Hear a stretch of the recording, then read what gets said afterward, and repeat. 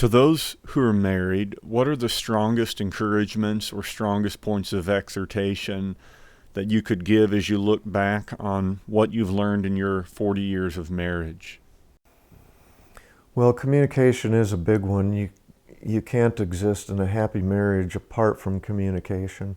Sooner or later, the problems are going to mount up, and they can be traced to that one fountainhead. You don't talk about things.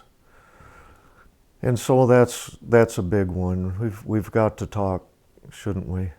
It's a necessity. And then there's such things as ministries to one another, ministry of comfort. When one is bereaved, when one is grieving, one is going through a difficult time, the other one has got to be there as a comfort. That's all part of the intimacy of marriage. And so that's a big one. Selfishness, that'll drive a nail in the coffin. I mean, if you have two people that are selfish, or you have one person that's a selfish individual, there's going to be a lot of grief and heartache when it could have been a happy marriage had one person been more selfless rather than selfish. Self-centeredness, it shows up all the time.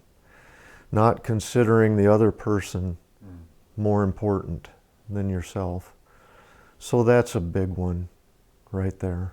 What are some examples of the ways you've seen selfishness manifest itself that sometimes people might be slow to recognize that they're even being selfish? Insistence oftentimes has, in parentheses, selfishness. I insist on this or that.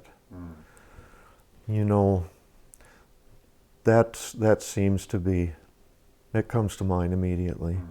I guess I couldn't give a real example of it that would be useful, but and it comes out all of the time. I insist we celebrate this holiday with my family. You know, that could just simply be selfish. Those kinds of things. If someone came to you and they said, "Brother, how can I fix the problems in my marriage?" what would you say to someone whose mindset is maybe like a mechanic, who's like, "I've got to fix all these things in my marriage"? Is that a good mindset to have, or are there pitfalls there? What would you say? Well, we've got to pray for one another, for sure. And I don't fault someone for wanting to improve their marriage. I mean, a marriage is something you've got to work at. It's a hands-on endeavor. It takes two people. And so, in fact, the problems mount up when people don't work on their marriage. They get lazy. They don't spend the time together talking that they need to. They don't minister to one another. Those problems begin to mount up. They begin to live separate lives, and so on. So I don't fault someone for wanting to fix their marriage. It could be that what they need is to prioritize the problems and not try and fix all of them all at once.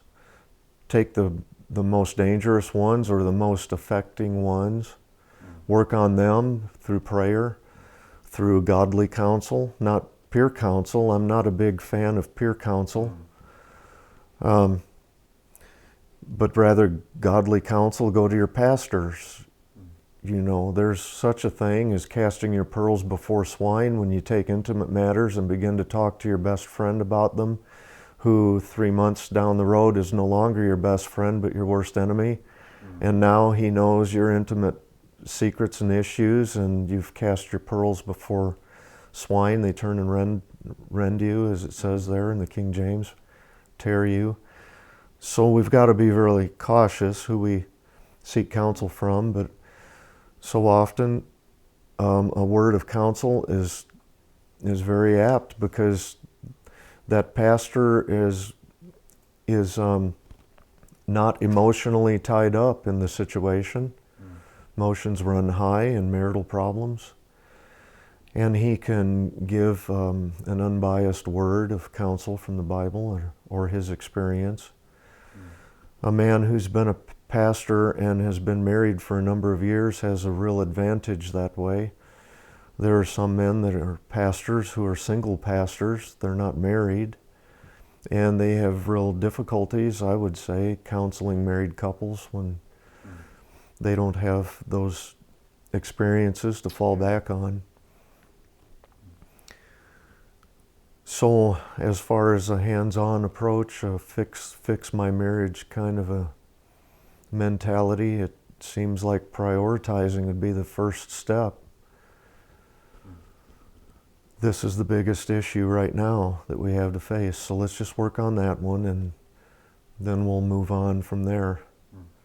Marriage has got to be the most sanctifying institution God has put on the planet, except for maybe kids, child rearing.